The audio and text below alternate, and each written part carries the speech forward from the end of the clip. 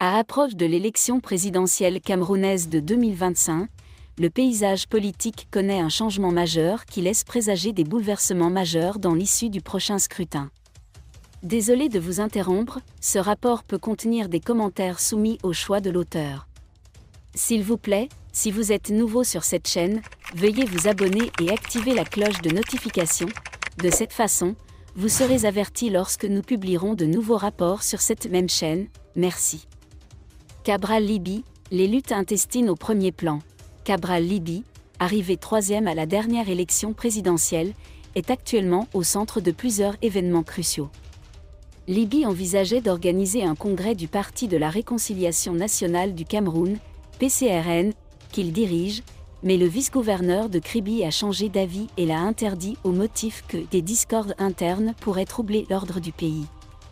La British Broadcasting Corporation, BBC, estime qu'il s'agit d'un « ordre public ». Ces problèmes internes seront jugés en janvier 2025 suite à une plainte déposée par le fondateur du PCRN, Robert Cohn. Maurice Kamto, élection législative avant l'élection présidentielle. Maurice Kamto, vice-champion de 2018, pourrait se voir interdire de se présenter à la présidentielle de 2025, son parti, le Mouvement pour le renouveau du Cameroun, MRC, boycottant l'élection présidentielle de 2020. Selon la BBC, Kamto a convoqué de nouvelles élections législatives et municipales avant l'élection présidentielle afin de rétablir l'équilibre politique. Franck Biya, l'avenir politique est en jeu, le fils aîné du président Paul Biya, Franck Biya, a récemment rejoint le parti au pouvoir, alimentant les spéculations sur ses ambitions présidentielles. À l'approche du congrès du parti, la question de la démission de Paul Biya reste en suspens.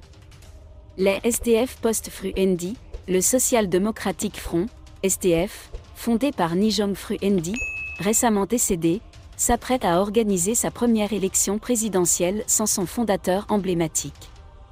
Le SDF était autrefois une force politique majeure, mais son influence et son soutien électoral sont en déclin, source BBC. À mesure que cette dynamique se déroulera, le paysage politique camerounais prendra des tournants intéressants et déterminera les contours des prochaines élections présidentielles. Cameroun, Franck Biya revient sur son enfance de « fils ». Dans un extrait de son prochain livre, Carnet de mon enfance, le prudent Franck Biya évoque l'importance d'être le fils du président camerounais Paul Biya. Être sous pression, coincé entre un regard perçant et des principes de sécurité étouffants. Comme il l'a dit, être le descendant d'un chef d'État camerounais n'est pas une chose facile. Il s'agit même d'un « chapeau » extrêmement difficile à porter au quotidien, qui nécessite presque l'aide d'un psychologue personnel pour faire face aux diverses frustrations et tensions. Car quoi qu'il arrive, le fils du prince est toujours au centre de l'attention, chacun de ses mouvements est surveillé et évalué. Le manque étouffant d'intimité attriste Franck Biya, surtout dans son enfance, lorsque la discrétion est si précieuse pour tout enfant. Entre surveillance intense et interdiction gênante, dans le refuge, sa vie quotidienne avec sa famille devenait souvent insupportable. Alors que les autres enfants étaient libres de participer aux activités des adolescents, il supportait constamment le poids des compagnons intimes. À l'école comme au parc, de jour comme de nuit, ses veillées forcées le privaient de tout lien réel avec ses amis. Même en lui faisant faire des choses folles, pour éviter cette fatalité étouffante. Importance et perspectives externes et engagement envers l'excellence. Outre le carcan de sécurité, le jeune Franck Biya a également dû faire face aux regards souvent indésirables de ses compatriotes. Sous prétexte de son trône, tout méfait ou déception de sa part ferait l'objet d'une enquête approfondie et d'un jugement. Il y a une pression énorme sur les épaules des garçons, surtout à l'école, où l'excellence devient sa responsabilité exclusive. Lorsque le jeune Biya a découvert les critiques acerbes de son père dans les journaux, cela a été assez traumatisant, même s'il l'ignorait généralement. Mise à jour inspirante du président à son fils. Face à ces épreuves, le principal soutien psychologique de Franck reste son père, Paul Biya.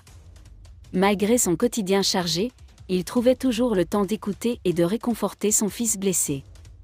Ainsi le président du Cameroun, bon pédagogue, a créé l'image du Christ, lui aussi incompris et critiqué en son temps. car il est impossible de diriger le pays à l'unanimité, même en œuvrant pour le bien commun. C'est un message rassurant et inspirant pour le jeune Franck, qui doit apprendre à développer la résilience nécessaire pour devenir un homme.